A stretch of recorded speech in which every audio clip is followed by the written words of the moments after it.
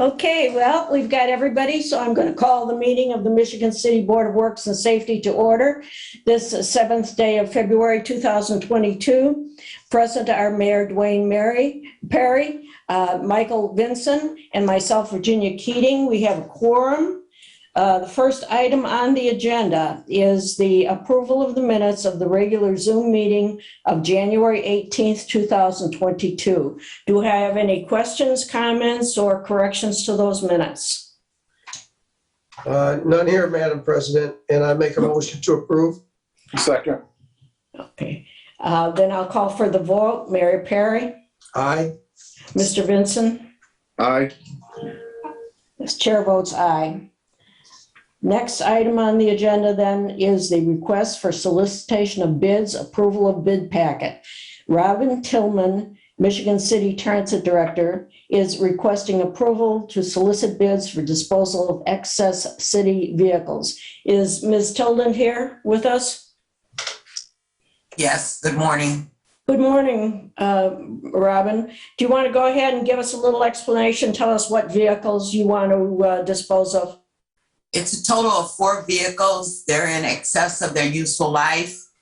I've solicited the FTA for approval to utilize any funds back into the transit system for capital. Okay, all right. The vehicles are over 6 years old. We are past the useful life on the vehicles by 2 years. Okay. In the mileage. Excuse me for interrupting you, but could you give us a little a description of which vehicles you're talking about? We're talking about 3 vehicles that were purchased in 2013. Okay. And they have an excess of 200,000 miles on them. Thank you. Thank you. Are there any questions or comments from the board? What are these vehicles? Who are they assigned to? They're city transit buses. They're 35-foot long city transit buses. What we call cutaways. And the ones we typically see going around town? Correct. One of them is a 2000 paratransit cutaway bus that is well past its useful life. Is there anything unusefulness about passenger occupancy on those? Like we got the usefulness is, if I'm hearing you, it's 4 years. We're supposed to replace them after 4 years? 4 years or 200,000 miles. Okay, in that time, do we know how many passengers have ridden those each individual buses? I don't have that number at my fingertips. I could just like produce it, go back and do an audit for that, those numbers. But on average, we transport 180 to 200,000 passengers on our fixed routes annually. The units have a requirement because they are funded by the FTA 80/20 that we are only allowed to keep them till they have reached their FTA useful life. And it's 4 years or 200,000, whatever comes first? Yes, depending on the size of the vehicle. The smaller bus is 150,000 miles. Okay, are we replacing these? They've already been replaced. With similar buses. Okay. The only reason I'm questioning it and running through these numbers is as I watch buses roll through town, racking up 200,000 miles, yes. I only see like 1 or 2 heads in there at a time. Sometimes it's none. When we look at replacing these or spending the money on vehicles, do we look at ridership? And do we need the larger, the Freightliner, Legacy or Gravel or whatever the nomenclature of the bus is? Do we need something that large? Would we be better served something smaller and do more frequent trips? Because we have 4 years just riding around empty, we should utilize them better than I think we do. Well, the services are at times, it's like you may only see 1 or 2 passengers on the bus. They're short trips. Most passengers on average is only on the unit for 15 minutes. However, it's like during certain hours of the day, we do reach capacity. And what we also learned during the COVID pandemic, and in order for us to social distance, we needed that space, or we would have been out of service. And how often do they run? They run, it's like 12 hours daily, Monday through Friday, and 10 hours on Saturday. And the route, do we have a bus go through the system every 15 minutes or so, or how is that set up? No, the routes are an hour long on a loop. However, it's rare that a passenger rides the entire route.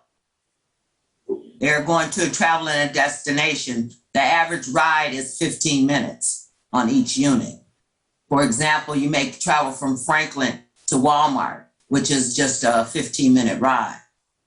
However, it's like from the library to Lakeland is only a 15-minute ride. They're not on the bus consistently for that entire hour.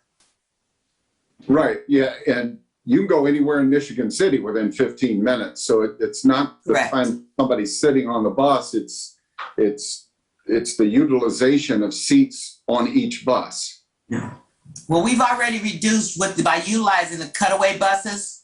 At one point, we used El Dorado buses, which were 10 years ago, they were $500,000. These buses are running on average 130 to 140,000. So we have already cut our cost in half with the same capacity. Okay, that's the bus that we replaced with? Yes. Okay, very good. Michael, if I may, that Ms. Tillman and I have had several conversations about reducing the size of our buses for routes that do not have the ridership. So we are moving to smaller buses, and in some cases, unfortunately, like the triangle route, the transit triangle route, we have discontinued that because the ridership, which I really hated doing because it supports the education at Purdue Northwest, but our ridership got so low that it was not a win situation anymore. Right. If I may, Robin, I have one question that was spawned by what Michael was asking about. What have you seen in the maintenance of these buses that we're retiring? Has their maintenance schedule, has the level of maintenance to keep them on the road, has that jumped up dramatically? We are required to maintain PMs and maintenance on our entire fleet. However, these units were scheduled for disposal a year and a half ago. And because of the COVID situation and our meetings being hybrid and things of that nature, we weren't able to execute the disposal. So we're behind, but they were up to date on their maintenance program. Okay, are these buses gasoline or diesel? Diesel. Okay, because diesel will run a lot longer than gasoline. That's why I'm asking these questions. Absolutely, I agree with you. The buses are still in good quality, have a good quality to them. However, we have a standard that's been established through the FTA that we have to maintain. That was my next question. So we're required by regulation to retire these buses at this point. Absolutely. Okay, great. Thank you, Robin. Board, I have one more comment here. Robin, when we did the notice to bidders, we put February 18th would be the date bids would be received, and then it would be opened at the February 22nd meeting. Is that what you still have? I have on my last, and I hope I'm looking at the latest version, set to be open for March 21st. Okay, that's what I wanted to double check. That I just have the wrong version in front of me. Okay, I just want to double check that to make sure we're in compliance with. Yeah, that way it's like they're to be open, but I think you also go on to say that they are to be received by the Board of Works on the 20th. Because of So can you tell the public again when bids need to be received and when will we open? They need to be received March 20th by the Board of Works. and it's like they will be open on March 21st at 8:30. Thank you, Robin. Amber, have you reviewed the bid packets? I did. My secretary just printed the old version. Okay, all right, and everything's in order? You're Correct. ready That's to why go. I wanted to make sure that the dates had been changed. Okay, well, then I'll entertain a motion. I'll move that we move forward on the notice to bidders. Do I hear a Support. second? Second, Okay, then I'll call for the bid. Mary Perry, aye. Mr. Vincent, Aye. chair votes aye. Motion carries. The next item on the agenda is a street closure. Nicole Baker, Northern Indiana Commuter Transportation District, is requesting roads and alleys to be closed and easements be subject or granted to NICTA for construction of the double track NWI rail project on February 28th, 2022, permanent at 7:00 a.m. And I believe this is pursuant to an agreement between the city and NICTA that is dated November 1st, 2016. Is Ms. Baker there to speak about this? Is there one from NICTA there to speak about this? Good morning. The contractor is Kevin Kegavine, Okay, Walsh Construction. okay, And Connor Nolan of Harris, Walsh and Lukeman, attorneys for NICD, were the ones that submitted the request for our project manager, Nicole Barker. thank you. Why don't you go ahead and explain the project? Well, certainly, we're getting ready to start construction to remove the railroad tracks from 10th Street and place them on the south side of the road. We're going to cross those cross streets on the south side, going from west to east until we get over past Chicago Street, and then we'll be on the north side of 11th Street and eventually constructing a one-way eastbound 11th Street as part of the double track project to separate 11th Street from the railroad tracks, just like we're separating 10th Street from the railroad tracks over on the west side. Here, our request is for those streets and alleys that intersect with 10th Street and 11th Street that the city council and NICD agreed would be closed as part of this project so that we reduce the number of grade crossings and just make travel overall safer for vehicles and pedestrians in Michigan City. And as part of our project, we'll be building either some T intersections or cul-de-sacs, depending on the location. And I think that can be seen on the drawings that we submitted with our request. Thank you. And Are Mr. there any Kegavine. questions from the board? Madam President, just a comment for the public, some background. I know this is going to be something that's going to cause a little bit of indigestion at times. This was done because of the bidding of the project. When the bids came in, it almost got to the point where it jeopardized the project. The bids were so much over what was estimated and budgeted that NICD, Mr. Nolan and his team looked for ways to move the job forward so that we could minimize the impact of Michigan City getting the new double track system into play. Originally, the 11th and 10th Street route was going to be closed in sections, just smaller sections. So we have a mobilization and a demobilization on each section, which takes time. But I had conversation with Mr. Nolan about this. He included me in the process, and the construction of the system is going to be complex enough that it's going to really impact traffic on 11th and 10th, no matter what way it's done. So the thought was put on the table, and the schedule was recoverable, the original schedule, by closing 10th and 11th as a whole and having just one mobilization, one demobilization, because even in phases, the only path available around that was going to be the one lane going east, which traffic would have been so impacted anyway that the decision was made to shorten the schedule by just closing the entire route. I know it's going to be difficult, but the work will complete a lot faster by doing this. Thank you. Any other questions or comments? Connor, this is Amber. Good morning. Yes, Amber. Have you drafted the actual easements yet? Amber, I sent you a draft of the permanent easement on Friday. Okay, I Um, didn't get it yet. Okay. And for the temporary easements, it would really just be for the construction of the cul-de-sacs or the T intersections and the reconstruction of the sidewalks on these streets. So are the easements something that is necessary right now, or will I have time to review those documents and bring them back to the board then at their next meeting? They're not necessary today if you want to wait 2 weeks so that you've got an opportunity to review and comment on them. But we wanted to get this in front of the board to hear any comments or concerns that they had. Thank you, board. I would appreciate it being tabled so I can at least review the easements and then get them to you for the easement portion.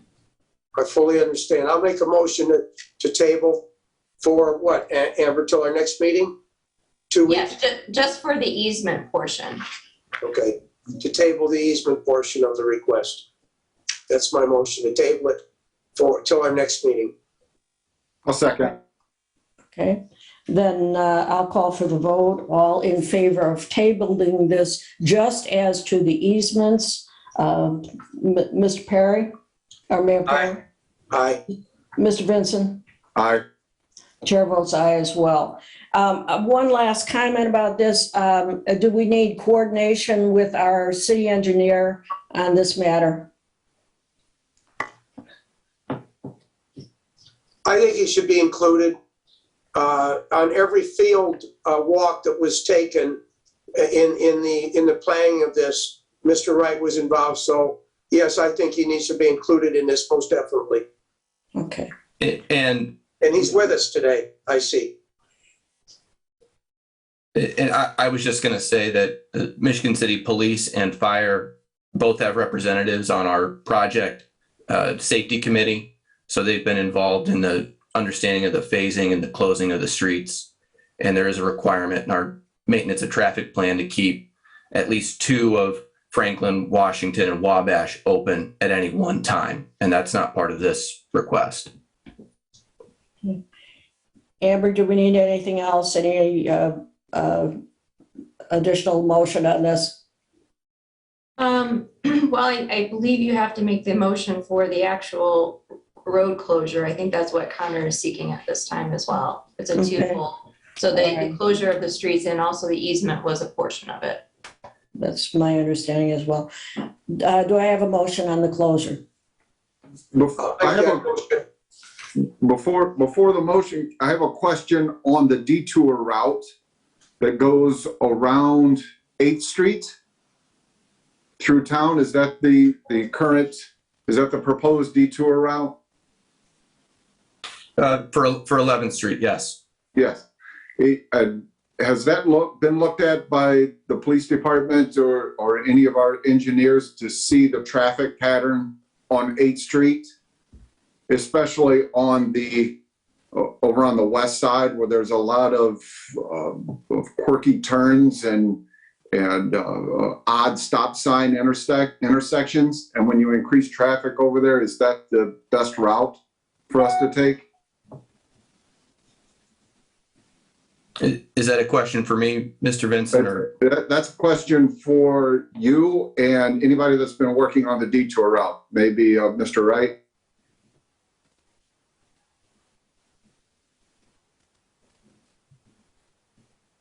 Jeff, you want to chime in? Yeah, so I reviewed the detour plans. I don't think we have any issues with the detour plans proper using 8th Street. We did ask for some modifications to their plan on the primarily to the south where all the streets that are coming northward towards 11th Street, there needed to be additional signage there. But I did send a email trying to qualify all of that. So I think you would be in a position to approve the closure itself and using 8th Street, provided that there is coordination for the duration of the project, from the closure until it's back open again, with both the city engineer's office and the police department. Whenever we implement a detour, there's always a startup period where it takes time for the public to understand exactly what the expectations are on the traffic flow. And so the last detour we did, Tilden Avenue, for example, it took a couple of weeks to get traffic to understand the flow and what the pattern, the expectation of the pattern was to be. So yeah, we don't have any issues with the closure. We don't have any issues with the detour. We do think that we need to have the ability to add or take away and or change signage, as the case may be, for the duration of the project from beginning to the end. So that's where I'm at. I have to say, I would see Michigan City Fire Department included in that coordination, because they have a required response time that they have to maintain. So they need to be in the, whatever it is, bi-weekly or monthly, whatever it is, review, they need to be involved in it. So I would follow up with just another comment that I did talk with Walsh Construction. They were the contractor that contacted me about the closure, and they understand all the notifications. They understand who needs to be contacted and coordinated with. And I agree with Mayor 100%. All the emergency services need to be, apprised periodically, particularly at the beginning of the project, just as till the traffic patterns are established and everybody comes to an understanding of, what's out there. Thank you, Mr. Wright. Now, Mayor, could you amend your motion to include the provisions that we've just discussed, that fire, MCPD, and engineering be continually involved from beginning to end of this project? I certainly can, Madam President, and I hereby amend my motion that all Michigan City departments that are involved in public safety be included in this monitoring. And the engineering department. Yes, yes. Thank you so much. Do I have a second? I'll second that. Okay. Now, what we're voting on now is the street closure. We tabled the easement issue, and so I'll call for the vote. Mayor Perry? Aye. Mr. Vinson? Aye. And I vote aye as well. The next item on the agenda is a special purchase. Marty Corley, Michigan City Police Department Chief of Operations, is requesting approval to purchase police equipment from Waymar Fleet to outfit the 4 Dodge Durangos and the 4 Dodge Chargers in the amount of $82,180.44. And in addition, which is not on our agenda, I understand that there's also a request to employ Minor Electric to install this equipment, and that cost would be $25,524.80. Chief Corley, you want to go ahead? Yes, ma'am. Good morning, everybody. This special purchase reference, what you just said, the purchase of equipment to outfit the 4 Dodge Chargers and 4 Dodge Durangos, that on January 4th, the Board of Works approved for a 3-year leasing contract with LaPorte Chrysler. In addition to the equipment for those vehicles, they will also be installed by Minor Electronics, who both Waymire and Minor have both done business with Michigan City Police Department for the last at least 10 years that I've been employed here at the police officer, supplying us the equipment, and then also Minor, we have an ongoing contract with them, servicing and also outfitting our equipment, our vehicles. Thank you. Are there any board questions or comments? I have a comment. Go ahead. Michael? A comment, sorry, Mayor. A comment followed by a question. And as you look this over, I'm sure the board is wanting to do everything that we can to make sure that our police department is properly utilizing every piece of equipment they can to make their jobs easier and safer. The question I have is, what happens to the old equipment that was in previous cars that we have either leased or owned? Are those now obsolete for the newer vehicles, or is there anything that can be reused? Correct. So the old vehicles were Crown Vics, Ford Crown Vics. These are Dodge Chargers. So the equipment, we can't use the same stuff on the Crown Vics to the Chargers. Plus, the equipment on the Crown Vics were from like 2009, 2010. Those vehicles are, and so here in the future, hopefully I'll be coming forward to you all, like Mrs. Tillman, to then get those vehicles purchased by a dealer to put money back into, and that equipment also is sometimes sold to back to Waymeyer or to another smaller company that deals with that type of equipment. They'll purchase that stuff from us. Oh, okay. All right. Thank you for that. Thank you, sir. I have a question, Madam President. These, Chief Corley, these vehicles, now these are purchased? These going to be purchased? They'll be leased. They'll be leased? Yes, sir. Okay, I heard, what color are these vehicles going to be? So I'm working with the dealership now.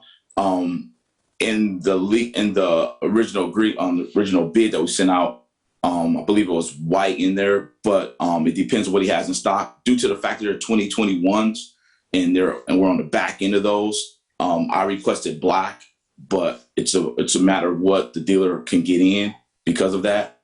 So they'll either be white or black.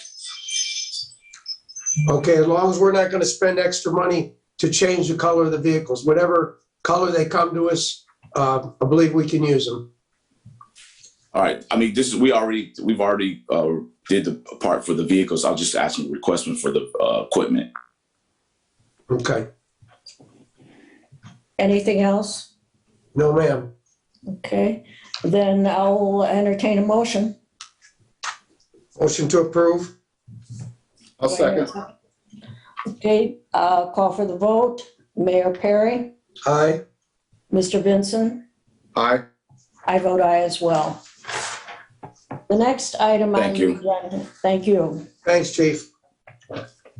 Next item on the agenda is a special purchase. Jillian Ashley, Michigan City Police Department Assistant Chief of Services, is requesting approval to purchase computer-aided dispatch, CAD, Mobile 10 client, and RMS, Record Management System Master subscription in the amount of $34,410. Assistant Chief, are you there? I am. Good morning, Good everybody. morning. Board members. Again, I'm Assistant Chief Ashley with the Michigan City Police Department, and I stand before you today in reference to the special purchase. I would like to clarify just the request, though, at first. We already have the CAD, which is the computer-aided dispatch, and also the Mobile 10 client. We have those already in our budget already for that. So we've already been paying towards that, which is the annual subscription as well. So what I'm looking to add to this subscription is the Record Management System Master subscription, which is the RMS, online RMS. And that is going to be $34,410. And what this basically is that it appears that when this all first initiated and got started, the whole state went towards the RMS. There was a special, apparently some type of grant that the county was able to get. The 911 center actually paid the bill on the annual subscription since the onset of this. And I believe I see in contract, it was like since 2009. Well, started beginning 2021, it looked like they were going to say, 911 said, we're no longer gonna pay the subscription for each and every jurisdiction that has this now. So those annual subscriptions is gonna have to be paid by the jurisdictions. And so they pretty much had Colossus, Caliber Public Safety go ahead and just send those invoices to every entity. And so that's where we're at today. Thank you. Are there any questions from the board? None here. I'll make a motion that we approve the RMS in the amount of $34,410 for is it a year subscription? Yes, sir. I'll second that motion. Okay, then I'll call for the vote. Mayor Perry, Aye. Mr. Vincent, Aye. chair votes aye. Thank you. Thank you. Thank you. Bye now. Thank you, Chief. Thank you, sir. Next item on the agenda is an emergency purchase. Sean Smith, Michigan City Department Director, Street Department Director, is requesting an emergency purchase of a used 2100C sidewalk vehicle from Dan's Landscaping in the amount of $19,711.83. Is Sean present? Good morning, board members. Yes, I am. This emergency purchase is in reference to last year, I believe was 2021. The city council had amended or created an ordinance in reference to sidewalks. I believe it's 94-253 snow routes of the municipal code. This was done October 19, 2021.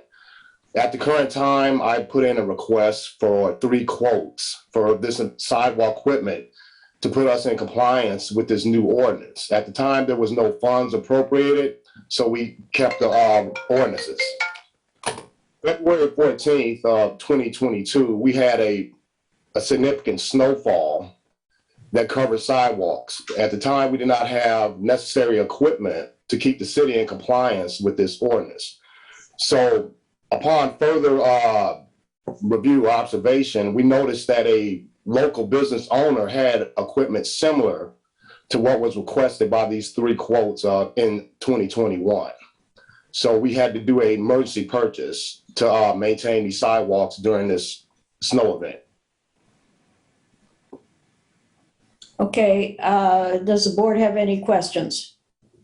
I have a comment, if I may, Madam President, to further what our Street Department Director, Mr. Smith, said, that after the ordinance was passed to remove snow from sidewalks by the council, we immediately went into a search mode. And unfortunately, because of the COVID pandemic, no equipment was available anywhere. We were receiving some pretty healthy prices, but no guarantee of delivery. No equipment was available. So we just sat there with our fingers crossed until we saw this snowstorm coming. And we were able to find, which we may use in the future, we may ask permission to use in the future, a firm that we could actually rent this equipment from, which substantially reduced our costs, our insurance cost, everything. But again, they had nothing available. So because a local businessman, Mr. Dan Carabine, who owns Dan's Landscaping, invited us to come out and look at his fleet, he offered to us at his cost a piece of equipment that he had purchased. He buys several pieces of the same type of equipment because of the status of his clients that he serves. He offered to buy this, to sell this to us at cost. And with the impending snowstorm, I made the decision, and it was an emergency purchase, and we went ahead and purchased the item. We used funds that we had already that will be replenished. They were in vector control, which, since we're not cutting grass right now, we felt would be available, and we had time to replace them before spring. And lawnmowers are back in stock. Everything's gone off the shelves right now. So that's the background on it. Thank you. So it was an emergency, in fact. Mr. Vincent, do you have any questions or comments? I do. Mr. Smith, I'd just like to ask, we use that equipment already? Yes, we have. And what'd you think about it? Is that what we need? Or is there some different type of equipment, or is this exactly what we were looking for? This was similar to what we was looking at.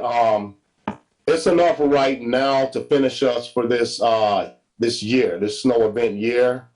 It's possible that we could be looking into, like Mayor Perry stated, other rental equipment. But for the most part, we were able to navigate through the sidewalks currently as we speak with it. How long did it take? Do you have a record of that to clean the dedicated sidewalks that the board approved, or the council? I'm sorry, the council approved. The current sidewalks we're required to maintain are Franklin Street, 4th Street to St. John's Road. That's roughly 3 miles down and back. Michigan Boulevard from Highway 12 to Carroll Ave, I believe, is 4 miles totally. So we're looking at possibly 2 days. 2 days, roughly 12 to 14 hours to remove snow and ice from both sidewalks. Okay. With this particular piece of equipment? Yes. And do you see that time decreasing if we had better or different equipment? It's possible, but at the time we needed this we needed this exact right away, because what we were looking into with the several quotes we had was lead time, which would have pushed us way past the snow event. So it's very possible, you know, in the future we could look towards more, I guess, high speed, more powerful equipment. But right now, this is what was needed to get us through this snow event. Right. Yeah, I understand that. And I was just looking at the cost. We own this now at close to $20,000. And the quotes that I'm seeing for other equipment is the first one's almost $70,000 with all the additional equipment in there. Another one for $43,000. The next less expensive is almost $38,000. So it's almost half the price of the least expensive piece of equipment that was quoted. So what I'm trying to understand for future, is this what we can use for the snow events that we have that require us to I'm sorry. No, go ahead. Yes, currently right now, of these other 3 quotes that we were looking at, there were most of the units had enclosed cabs. They were heated. There were several other attachments that's required. Like, for instance, down in Franklin Square, we cannot use a snow blower. We would have to use something like a rotary broom, and as well as possible salt spreader attachments and stuff like that. So we possibly could look at something more, I guess, up to date to accommodate the residents in certain sections of these sidewalks. So maybe we possibly might be looking into another purchase. I would have to sit down with the administration and reevaluate things after this snow event. Okay, I understand. Thank you. If I may add one more comment, Mr. Smith, if we were to, when we build a fleet to do this, to do sidewalks, this will be a component of the fleet. We would not, if we had 5 pieces of equipment, this would not be, all 5 pieces would not be identical to this. This has an application. It's a pretty slick piece of equipment. We bought it, it's a couple years old. It had less than 20 hours on it. The current price of this piece of equipment is much more than what we paid. That's why I'm so thankful to Mr. Carabine for selling it to us at his cost when he bought it. This has a unique application. It can be, Mr. Smith allowed me to climb on it and operate it. And I was pretty impressed. It travels at 8 miles an hour. It doesn't bog down in snow. It's got extra traction. It's 0 turn radius. So like some of these lawn riding stand-up lawnmowers that you see, it can be used around bus shelters. It's got a unique application, but it's not what we would build an entire fleet upon. So it would just be one component that would have several very beneficial uses. Thank you, Mayor. Then I will entertain a motion at this point. I'll make a motion that we approve the purchase of this equipment from Dan's Landscaping. I'll second that motion. Okay, then I'll call for the vote. Mayor Perry, Aye. Mr. Vincent, Aye. chair votes aye. Motion carries. The next item, excuse Thank you, me. Board. Thank you, Board. Thank you, Sean. Thank you. The next item on the agenda is a resolution determining that funding for certain outstanding purchase orders from 2021 should be encumbered and authorizing the city controller to encumber such funds. Is Controller Hoffmeister here by any chance? Yes, I am. Good morning, everyone. Hi, you're the expert. Why don't you explain the procedure here?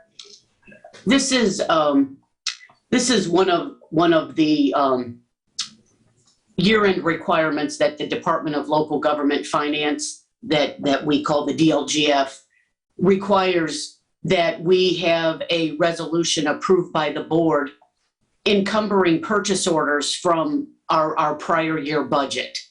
So there is a list of the purchase orders attached to this resolution. And these are all contracts or purchases that were in the process at the end of the year of last year. So we carried that money forward into this year's budget. So when these purchases are complete or these projects are complete, they will, then these purchase orders will be liquidated. But this is what we call a housekeeping item for the for year end. Thank you for that explanation. Does anyone have a question? Then I'll entertain a motion. So moved. Oh, I'm sorry, Michael, go ahead. Nope, no. I'm just making a motion to approve. Support. Okay, then I'll call for the vote. Mayor Perry, Aye. Mr. Vincent, Aye. chair votes aye. Motion carries. Thank you. Thank you very much. The next item on the agenda is correspondence. Correspondence was received in the clerk's office on January 25th, 2022 from Amalgamated Transit Union Local 517 requesting to schedule a meeting for wage negotiations for the year 2023. This is for informational purposes only. The next item on the, excuse me? If I may, real quick, just so the board knows, by virtue of the current union contract, the parties are to exchange written proposals by April 1st.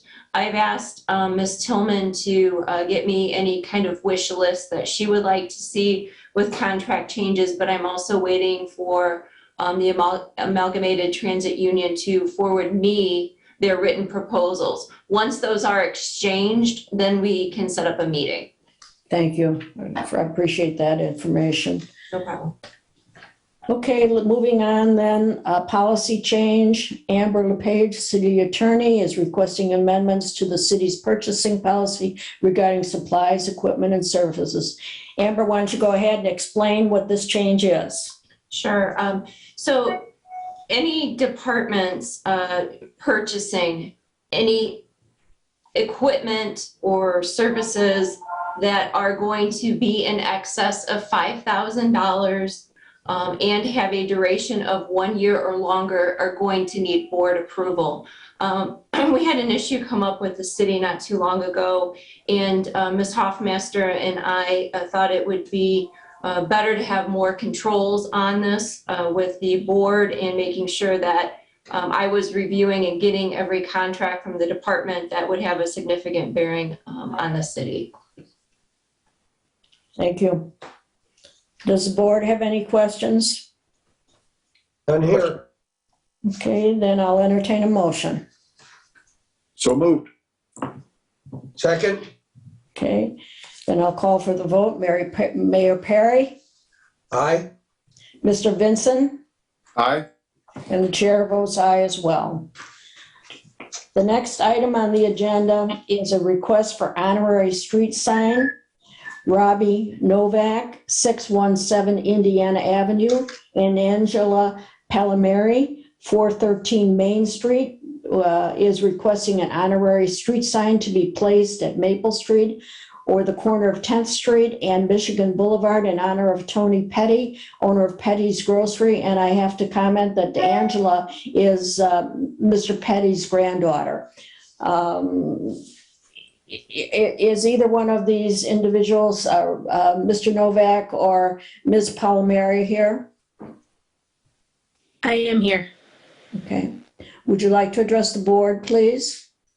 Yes, I am coming to you guys on behalf of my family. It has come to our attention. So many people have already come forward and have made phone calls, and there were so many Facebook posts about doing the street sign. So I spoke with Gail, and she told me what steps I needed to take to do that. So that's why I am here. My grandfather was on that corner for 70 years in business, helping so many people. So with everyone coming forward, we thought this would be something to do to honor him. That way he would always be there even after the business may not be. Thank you. Amber, is this something that should be coming before the Board of Works, or is this something that should solely be the mayor's prerogative? So the honorary street signs, I believe the Board of Works could have jurisdiction over, but if we are ever talking about renaming of an entire street, there's actually an Indiana Code section on it that discusses naming or renaming of an entire street. But obviously that's not what's being requested here. It's just a placement of an honorary sign. But in the future, if anybody comes forward and they want an entire street renamed, by virtue of state law, the mayor has jurisdiction over that issue unless the Common Council would pass an ordinance placing jurisdiction of that issue with the Plan Commission. But just to address the honorary signs, yes, I believe the board has authority to assist with that in the mayor. Thank you. I appreciate that clarification. Are there any questions or comments? Then, None here. okay, hearing none, then do I have a motion? Motion to approve? I'll second. Okay, then I'll call for the vote. Mayor Perry, Aye. Mr. Vinson, Aye. chair votes aye as well. Thank you very much for appearing, Mrs. Palmieri. Thank you. Ms. Palmieri, your new honorary street sign will be installed by the end of the week. Thank you so much. Thank you. Have a nice Awesome. day. Thank you. The next item on the agenda is a street closure. David Merkel, PE, Larson Danielson Construction is requesting the westbound lane closure of 11th Street between Pine and Franklin with barricades for safe demolition of the foundation of the McDay Station House starting February 9th, 2022. And I understand that that date has been changed now to February 14th and 15th due to the weather.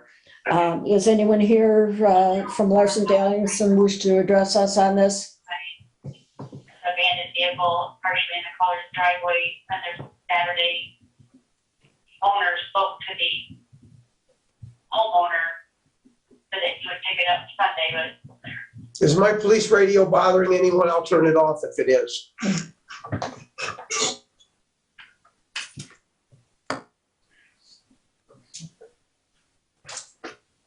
Okay. Okay. Once again, is there someone from Larson Danielson who wishes to address this matter? I think they're not here, Madam President, because it's, I'm understanding that. I was confused by listening to your police radio. I'm sorry. I was going to say, I can hardly hear that. And I was interested, what's going on? Yeah. Well, it's kind of after the fact. The station is already down. It came down last week. Can you And, hear me now? Can you hear me now? oh, there we go. There we go. Okay. Sorry, I don't know, Zoom issues, I suppose. Yeah, so we knocked down the station last week. All went well. It's down. It's mostly in the basement. Then we'll be cleaning up the pieces of it this week and starting to fill the foundations in. By first and next week, we'd like to take out that front wall that's immediately adjacent to the road.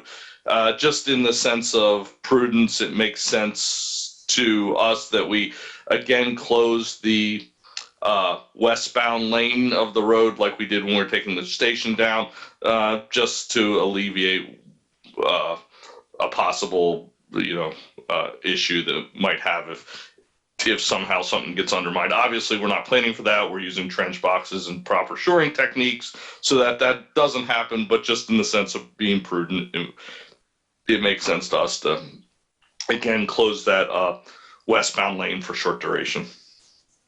Thank you. Now, is Jeff Wright still with us? Yeah, I'm here.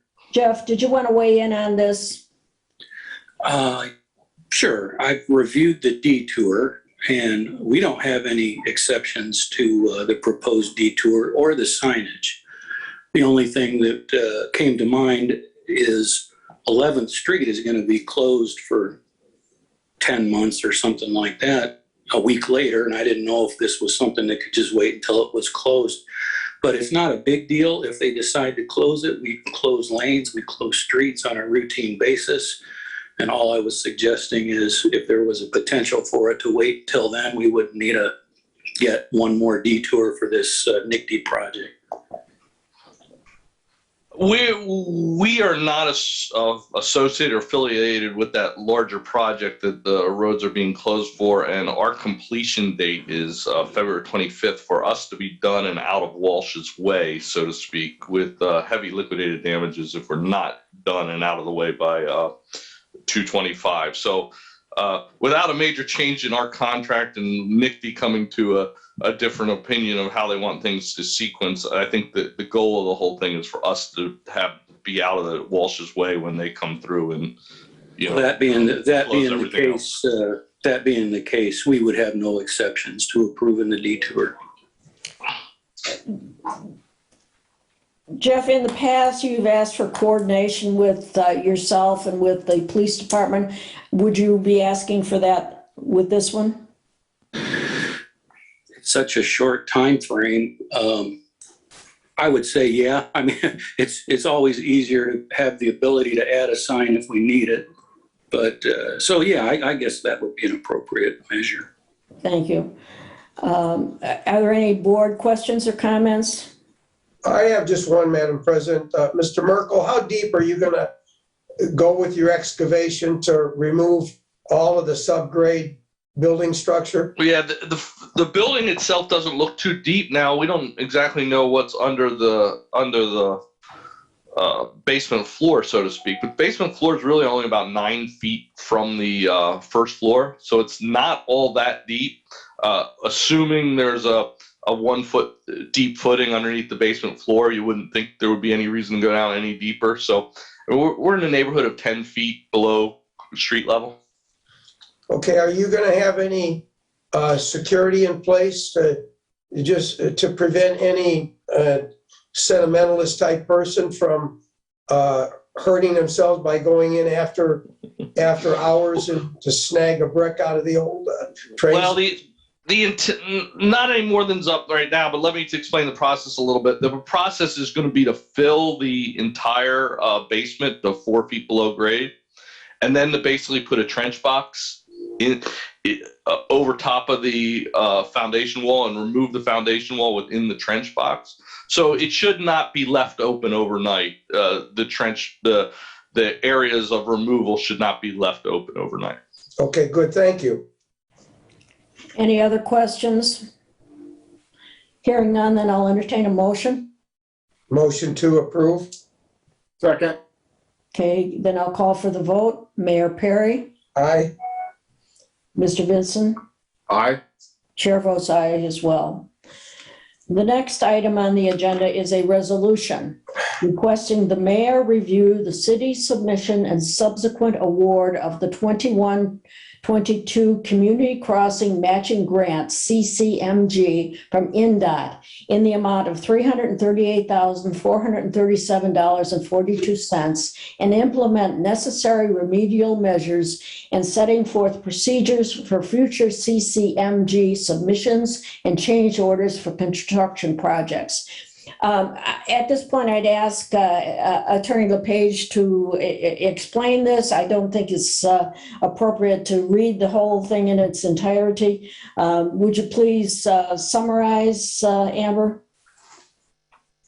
So basically, the resolution sets forth the factual basis, a time frame that everything occurred, and also attached all of the relevant documents. But essentially, the project for the 2021-2 phase of the CCMG grant cycle was bid, awarded, and completed prematurely in contravention of the CCMG grant rules.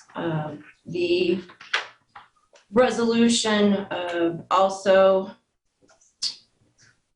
acknowledges that there are financial liabilities now that are placed on the city, and recommends that this resolution be forwarded to the mayor and the common council to immediately review, because we do have some outstanding bill with Reith and Riley for this project, and also a change order that was authorized.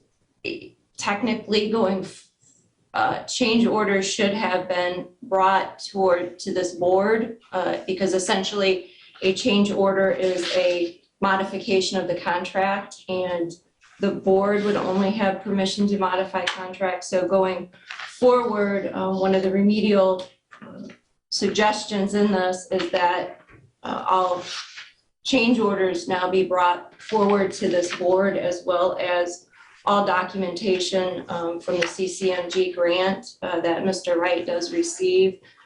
But factually, like I said, everything is laid out in the resolution. I don't know if the board has any other questions, or if Mr. Wright has anything that he would like to say as well. First, let's ask the board. Do any of the board members have any questions or comments? No questions. Okay. Jeff, did you want to make a statement? I only have a question, and it's really more procedural than anything. As far as bringing change orders to the Board of Works, I don't have any issues with that. We can certainly do that. The only thing that comes to mind with bringing the change orders to the Board of Works is, does the resolution contemplate us not executing the change order until the board approves the change order? We just can't arbitrarily stop the project and wait 2, possibly 3 weeks to have a change order approved. So I guess I need to know specifically, how do you want me to handle change orders? Should I authorize them and proceed with the work, and then just bring the paperwork and say, this is what we did? Or do you want me to stop the project and wait 2 weeks or 3 weeks until the change order is approved? Amber, do you want to answer that, or do you want me to? I can answer and you can chime in as well, but I think everything is going to have to be taken on a case-by-case basis. I mean, obviously, if it's a change order that would allow time to digest and bring before the Board of Works versus, running into something and having an emergency as the project's in, it's a case-by-case basis. I know in the past, the engineers always tried to bring change orders in front of the board. I don't remember any emergencies, but my guess is obviously it could occur. Well, I would say that, just a recent example is Cleveland Road. We got out there and found unsuitable soils, and we spent X number of weeks and X number of dollars, I don't recall what they were, keeping the job moving forward. And so to stop the job for 2 or 3 weeks, it's really your call. We'll do whatever you want. It's just, a bad way to run a project if we have to stop every time we have to have a change order approved. It just kind of needs to be ironed out so that it's smooth and so we know exactly, how you guys want it done.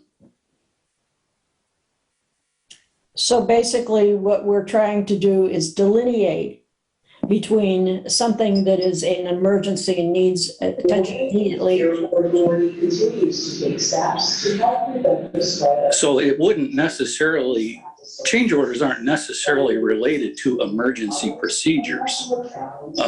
The undercutting that we did on Cleveland Road, again, for an example, was not an emergency, but to shut the contractor down, have him come back 2, possibly 3 weeks later, that adds significant cost to the project, having him remobilize, bringing equipment, bringing manpower, gearing back up to execute that work. Can certainly be done that way. It's very costly to do that. I was getting a lot of background noise. Wow, I don't know where that's coming. Yeah, that's me. I'm sorry. No, I didn't want you to mute yourself, Jeff. Maybe just close the door of your office. Well, I'm sorry. I'm not in the office, so. Okay. Amber, did you want to further comment? Like I said, I think it's a case-by-case basis. I mean, there has to be some discretion used if there are emergencies that dictate it. Okay, so in other words, if there is an emergency, then it would be a requirement that the matter be brought to the board after the decision is made, but as close to the decision as possible. In other words, we're not going to be hearing about it 3, 4, 5 weeks down the road. That the decision would be made, whatever had to be done would be done, and then the board would get that change order as we would with an emergency purchase order. Correct. And I think there has to be some coordination done with Ms. Hoffmaster as well to make sure that we have the financing available. Well, we kind of did that. We did that via email. As soon as we discovered that there was work to be done, the engineer's office, put out the email and copied everybody, the council, the mayor, the board, sanitary water, copied everybody and said, we're going to run into some expenses here. But it wasn't actually brought before the board to do. Controller Hoffmaster, I see you've got your hand raised. Yes, I just, just a comment on this. Yes, my office does need to be notified immediately if there's change orders because we need to, confirm that there's actually funds appropriated to cover the change order. But my thought was, worst case scenario, we could call a special Board of Works meeting. Exactly. So I just wanted to make that comment. Thank you. Yes. Madam And we've done that in President. the past. Madam President, if I may chime in, please. I agree with the position of yourself and Attorney LePage Stallbrink that we can treat this on an as situation basis. But I will say that from a construction contracting background, that changes in the work that need change orders to proceed don't usually develop overnight. The contractors usually see it coming. So I think we do have time to have a thorough discussion and review of these matters before the work's done. Where there will be situations where we don't, but I think the majority of the situations we will have time that the board can be appraised of the situation before it's necessary to make a decision. Okay. Amber, did you have another comment or question? No, I agree with what Mayor said. Okay. We've never had issues in the past having change orders brought Right. in front of the Board of Works. So I think if we just, follow what's been done in the past, how change orders were brought, whether an emergency dictated that somebody had to authorize the work and that it went by Yvonne and that there was funding for it and it was within the threshold as allowed by Indiana law, that's all I care about, because like I said, technically the board is, change order is amendment to the contract, and it has to come in front of the board at some point. Thank you. And as was stated previously, there have been circumstances where we've been faced with things of this nature. The board has always been willing to call special meetings. If that's necessary, then that's the way we'll go. I'll make a motion, Madam President. Please. The changes need to be brought before the board, before the work is performed, unless it's an emergency situation, in which case a special board meeting will be called to address it. I'll Thank you, second Mayor. that. Okay, and in addition, Mayor, or both of you, do I have a motion to approve this resolution? I will make a motion to approve it, and I will add I that think you have some public that may want to speak on this, or a Is council there? member. Yeah, I just saw. I didn't see anybody.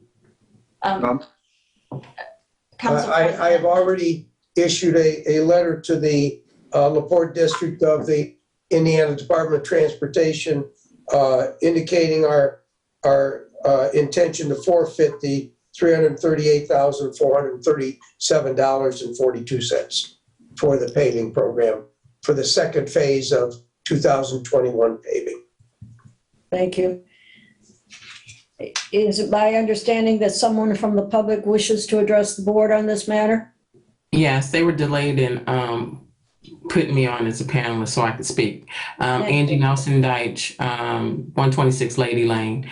Yeah, I only had a question. You know, in doing work, especially work like this, engineering work and paving or whatever it is, street cuts, is there a contingency amount that you have set that allows him the flexibility up to a certain amount to make any changes? Yeah. That you budget into any of the projects or not? Because I see that a lot in where they'll set an amount up to a certain amount within the budget so that they put the contingency in. And that way he doesn't have to keep coming back, but he'll present it at the next meeting that that contingency money was spent. And that's just a suggestion. Second, also, for this particular one that we're forfeiting, I don't think anything came before the council.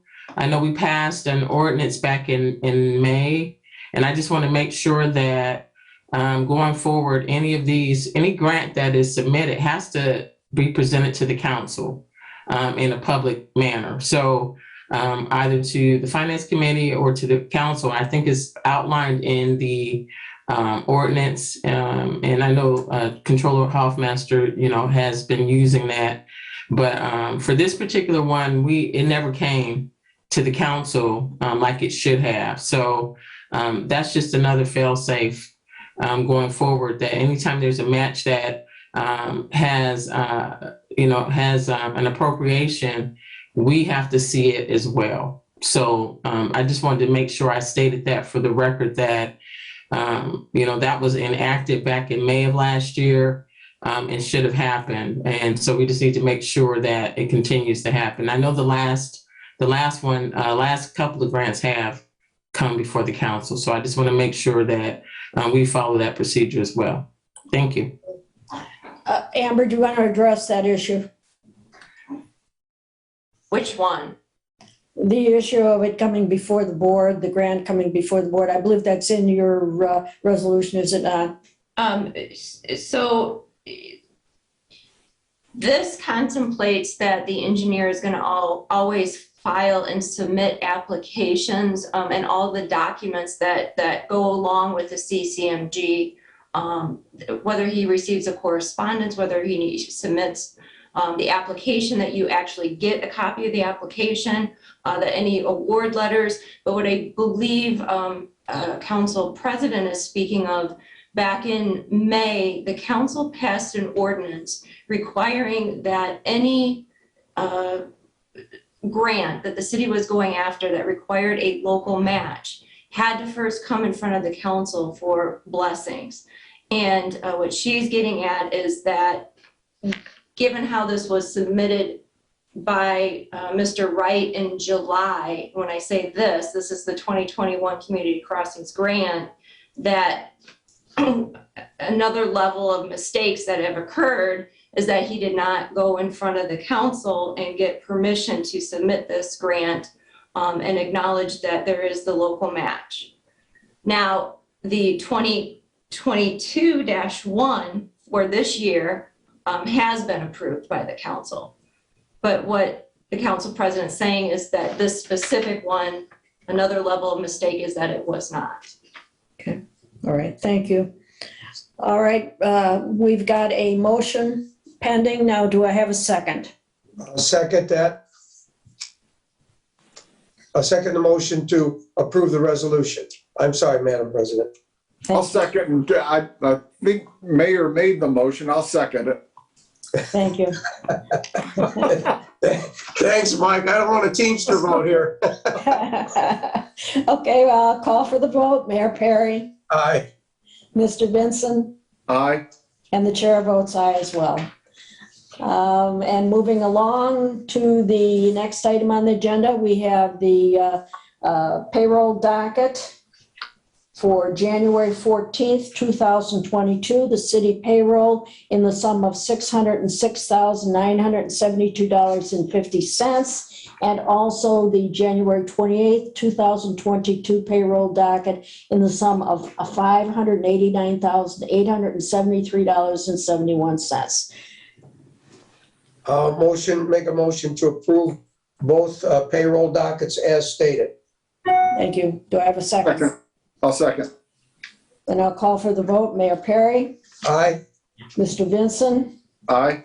chair votes aye as well. The next item on the agenda is the claims docket for January 18th, 2022. We received that after the agenda was printed, and I'll read the claims a docket for February 7th, 2022. It's municipal claims of $2,159,312.03. CDBG, which is the Community Development Block Grant, in the sum of $36,233.10. We have Health and Life at $626,283.77. Workers' Comp, $226,843.35 for total claims of $3,048,672.25. Do I have a motion to approve? Motion to approve. Support. Okay, then I'll call for the vote. Mayor Perry, Aye. Mr. Vinson, Aye. chair votes aye as well. The next item on the agenda is the unfinished business list. And there's only four items, I believe, that are still on this list. The first item is the matter of the dumpster that was south of 11th Street on Washington. It's my understanding that that dumpster has been moved. So I would ask for a motion to remove that from the pending items list. Motion to remove the item. The dumpster has been removed. I'll second. Okay, then I'll call for the vote. Mayor Perry, Aye. Mr. Vinson, Aye. I vote aye as well. The next three items concern Councilman Don Prespolinski's concern regarding the traffic islands by Blue Chip Casino, regarding the Arts District vehicle traffic going the wrong way, and regarding the ADA compliance of truncated domes. Do I still have Mr. Wright available? Yes, I'm here. Why don't you address all three of those? I know you did in your email, but why don't you, as long as you're here, go ahead and address them. Briefly, after the meeting that Councilman Prespolinski brought the issue, I went out and drove the section of US 12 in question, made a list of the missing tubular markers, sent that over to NDOT, and NDOT subsequently put out to their sub-district, the Michigan City sub-district, work order to have the tubular markers reinstalled. I think they're going to do that work. I think it requires the weather to be a little bit more conducive to installing the markers. It's probably a little bit safer to do that in the spring when there isn't snow all over the place. So I would just suggest maybe that particular issue remain on the pending items list until perhaps May. As far as the traffic heading south on Franklin in the Arts District, I drove every one of those approaches from the east and the west, and I did not see anything that was lacking in terms of signage and or marking that would contribute to traffic being diverted or thinking that it was okay or acceptable or permissible to turn south on Franklin.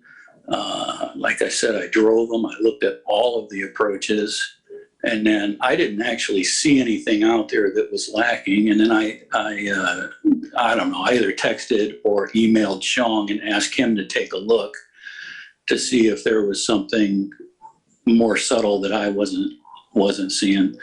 And so I would just suggest maybe perhaps that remain on the pending list until Sean gets some free time to be able to drive those approaches. I would comment and maybe just suggest that if there was something missing signage or marking wise, the traffic wanting to go south would be occurring on a more frequent basis. If something was wrong, it would be a more frequent basis. But I'd have to just suggest that in the 2 years that I've been here, this is the first time I've heard of traffic trying to head south on Franklin.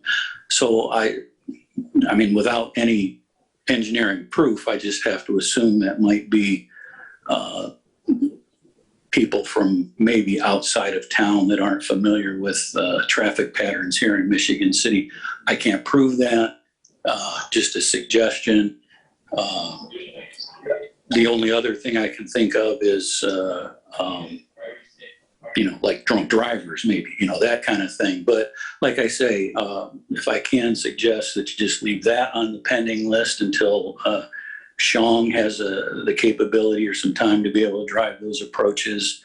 And we might even invite, we have time with this issue, so we might even invite Captain Jeff, if he has a few minutes to drive those approaches as well. Just it's a reasonable thing to do. It's free to do. And so that's my recommendation. And then, I forgot what the last one was. What was the last one? AD compliant truncated. Okay, yes, I understand. The ADA ramps, well, there are ADA ramps there. They're brick, and brick is not compliant with ADA. And so ultimately, at some point in time, those ramps will have to be brought up to the standard, the current standard at the time that we do a resurface or a reconstruction project, unless the board is interested in just going ahead and having those done. We could certainly put out a contract to do the ramps, but typically that kind of item is picked up when we issue a new resurface or a new reconstruction project, and then the ramps become in the theater of the project, and they are always added. We always update the ramps to the to current standard. We're required to do that, so we do it. It's the right thing to do. We think that the mobilely challenged individuals of Michigan City have every right to access unhindered and without barriers the sidewalks in Michigan City. We're required to do that through even this CCMG grant process. All the handicap ramps have to be done. And then just as a final comment, I would, and I put this in the email, I sent like a summary email out the other day, but we did do 151 handicap ramps last year. which is, that's an impressive amount of handicap ramps. And so, for lack of a better way of saying it, I think the board, the council, and all the employees of Michigan City should be very, very proud of that accomplishment to help those citizens along that are mobility challenged. So that's it. Thank you. Does the board have any comments or questions? Madam President, I would make a motion that the first two items, the traffic markers, be carried on the list, but be backed off to the first meeting in May for review. And the third item, I would make a motion that it be removed, because I walked Franklin Street on my own, and what you have there is previous administrations resurfaced those intersections in brick, and the intersections are not aged or deteriorated to the point where they're going to need to be replaced. But in order to fix those corners, all four corners at each intersection, you're going to have to take the brick out and redo it, and that's going to be a sizable amount of money.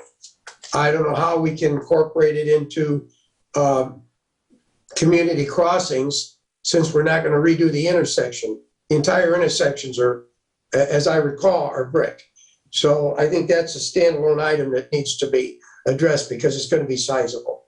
So I would ask that that item be, my motion would be that that item be taken off the unfinished business Thank you, Mayor. list. Do I have a second? I'll second that. Okay. Then I'll call for the vote. Mayor Perry? Aye. Mr. Vinson? Aye. Chair votes aye as well. The next item on the agenda is public comment, and my understanding is we have a matter concerning the closure of 11th Street from Chicago Street to Michigan Boulevard before us. Is there someone here to address that?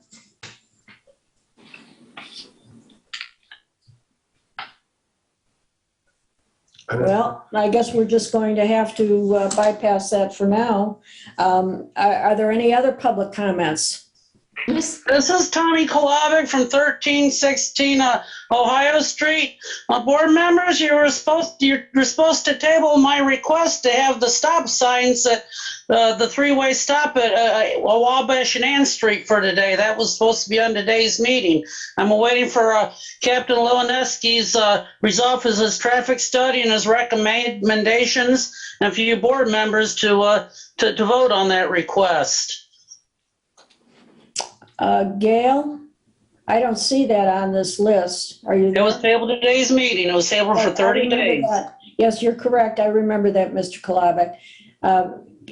Gail, are you there? Well, I'm going to ask the clerk's office to put that back on to the pending items list, and we'll address it at our next meeting. Okay. I also want to make some other comments. I want to express my gratitude to the board for putting the honorary street sign for Mr. Tony Petty. I'd actually also like another request on public comment to additionally have an honorary street sign placed at Michigan City, Michigan Boulevard and School Street to honor Mr. Fred DeVries. Mr. Petty and Mr. DeVries passed away within a week from each other, and they were both really pillars in the Michigan City business community. I'm also going to give a heads up to the clerk's office. I'm going to be filing paperwork to file serve a vacancy on the Michigan City Fire Merit Commission. I'd like to take Mr. Ricky Jackson's seat.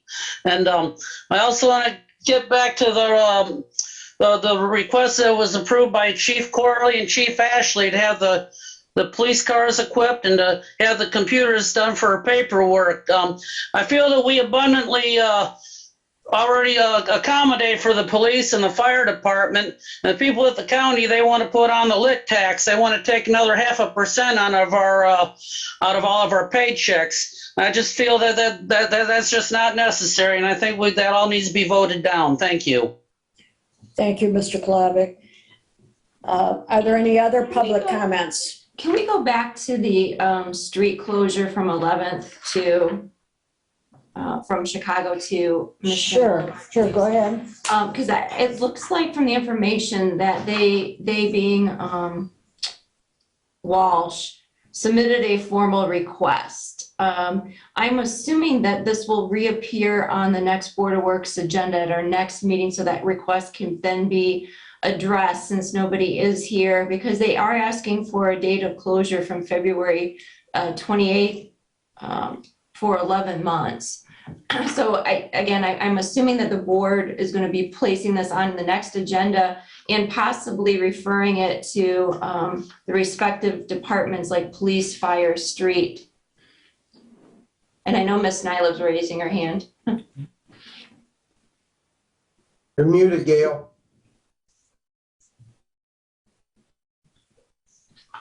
Gail? Okay, Kevin was under the impression that his was the other approval. Do you want him to get back on so he can address the board?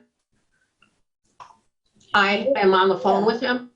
Yeah, I absolutely. Yes, we need to get you back on. Yes. I mean, it's everything that Nick T went through this morning is the same approval that. Can you, I know, but can you please, Well, I run into another meeting. Can't hear you, Gail. I think he said he was in another meeting. He can't jump on this one. Connor's back on, it looks like. Hi, I hear, I didn't see this on the agenda, but I hear there's a submission from our contractor for the actual closure of 11th Street. And I understand, Amber, what you're saying is the board can put it on the agenda for next meeting to take action on. And this would use the same maintenance of traffic plan that we talked about on the earlier request for the closure of those side streets, with 8th Street being the primary detour for 11th Street. And as we discussed, the goal of the project being to shut down 11th Street in one stretch, keep those main streets still open to allow traffic to pass through. And we'll have the contractor on here next meeting to answer any questions you may have about specific details. But the hope is to get the whole part of the rail project in Michigan City completed in the 2022 construction season. Thank you. Do I have a motion then to bring this matter up on the next meeting? I'll make that motion, Madam President. And do I have a second? so are we referring this to any certain departments, Mayor?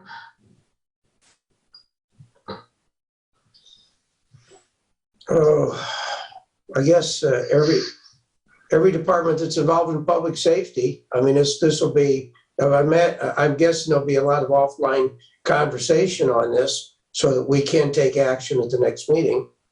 And I believe our engineer will also want to weigh in on this and give us some direction as well.